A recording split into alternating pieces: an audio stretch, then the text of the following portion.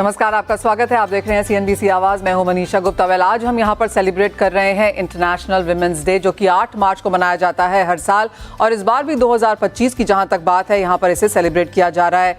कई सालों से, एक्चुअली 20th सेंचुरी ऑनवर्ड से यहाँ पर इंटरनेशनल विमेंस डे मनाया जाता है। ये काफ़ी हद तक US, अमेरिका, यूरोप में शुरुआत की हुई थी। उसके बाद हमने एशिया में भी उसको यहाँ पर काफ़ी स्ट्रांगली अपनाते हुए देखा है।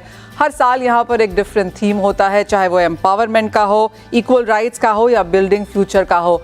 जहाँ तक 2025 की बात है, 2025 का इंटरनेशनल विमेंस डे का थीम है एक्सेलरेटिंग एक्शन, यानी कि जो स्ट्रैटेजिक मूव्स हैं, प्रायोरिटीज़ हैं विमेन एम्पावरमेंट को लेकर और विमेन सपोर्ट को लेकर, ऑनरिंग देयर स्टोरीज को लेकर, उसी पर हम भी बात करेंगे।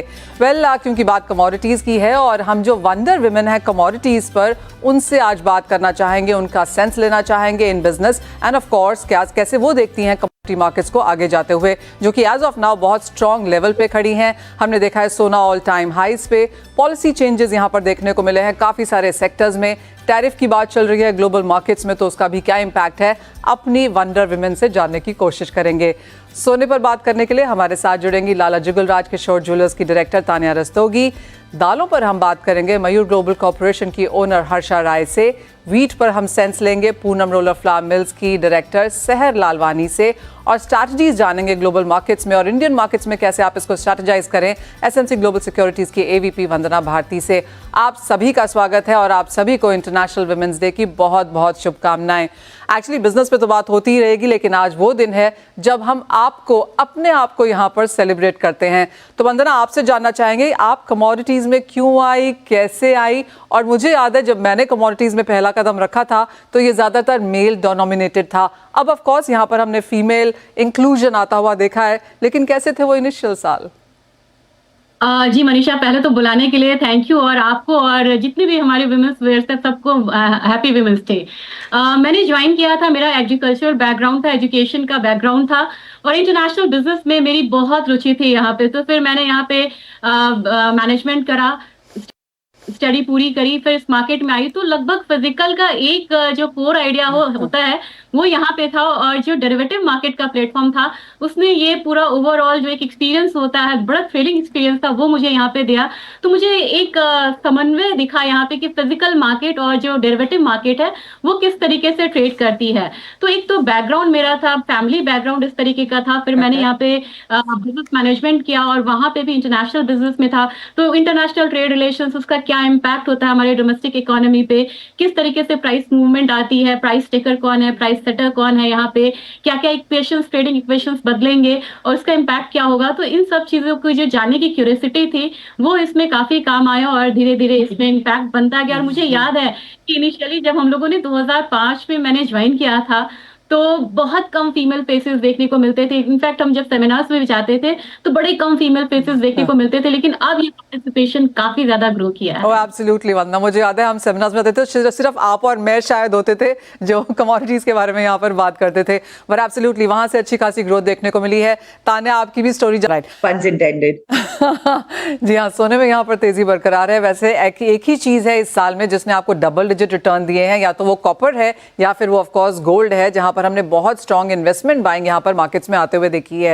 Well Vandana, that brings us to you कि जिस तरह की तेजी यहाँ पर मेटल्स में देखने को मिली है वो क्लियरली एक नियर टर्म फिनोमिना है, लेकिन ज्यादातर लोगों को लगता है कि इस क्वार्टर में मेटल्स यहाँ पर आउट परफॉर्म करते हुए नजर आएंगे। आपकी क्या सेंस है?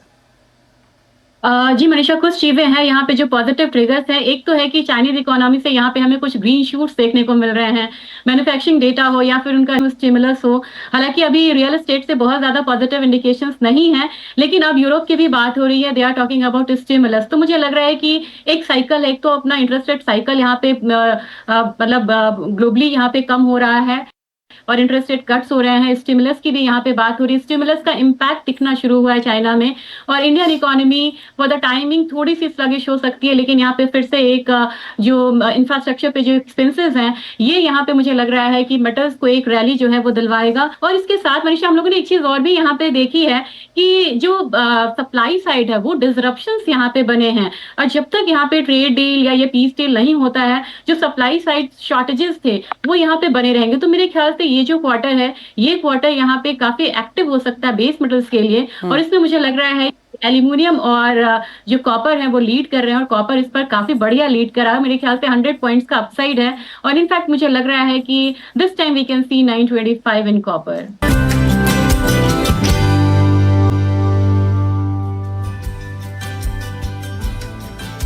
पॉलिसीज हर बिजनेस का, हर कंट्री का एक इंपॉर्टेंट हिस्सा होती हैं। एज ऑफ नाउ हम जानते हैं कि यूएस ट्रेड टैरिफ पे पॉलिसीज बना रहा है, चाइना स्टिमुलस मेजर्स पे पॉलिसीज बना रहा है, इंडिया ऑफ कोर्स यूएस के साथ बातचीत में है कि किस तरह से पॉलिसीज की जानी चाहिए। तो कंट्रीज ना सिर्फ अपनी कंट्री की बट दूसरी ग्लोबल पॉलिसीज भी बनाते हैं इंटर ट्रेड के हिसाब से, एंड देन ऑफ कोर्स हर सेक्टर की भी यहाँ पर पॉलिसीज बनती हैं।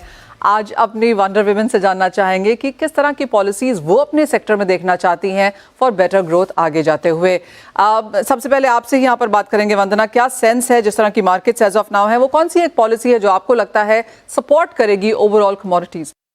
मुझे लग रहा है कि थोड़ा सा फ्री हैंड चाहिए कमोडिटी मार्केट को, गवर्नमेंट इंटरवेंशंस यहाँ पे थोड़े से कम हो, और हमारी जो डेरिवेटिव मार्केट है, ये जो यहाँ की स्पॉट मार्केट जैसे ग्रो कर रही है वैसे ग्रो नहीं कर रही है।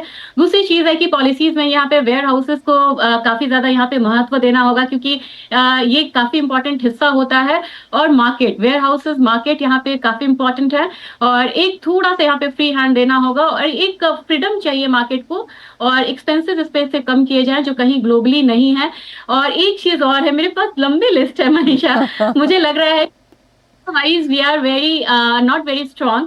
जैसे हम यूएसडीए के डेटा को रेफर करते हैं, तो हमारा जो डेटा वाला डिपार्टमेंट है, जो रिसर्च हो, वो बहुत ज्यादा इंपॉर्टेंट होना चाहिए। हमें दूसरे पर रिलाय नहीं करके हमारा ओन डिपार्टमेंट होना चाहिए जो रिसर्च और डेटा को यहाँ पे पब्लिश करे, उसके अकॉर्डिंग वो इतना ट्रांसपेरेंट हो कि उसके अकॉर्डिंग जो हमारी स्ट्रैटेजीज बननी चाहिए वो काफी इंपॉर्टेंट हो। ये गवर्नमेंट को भी पॉलिसी डिसीजन लेने में काफी ज्यादा मदद करेगा।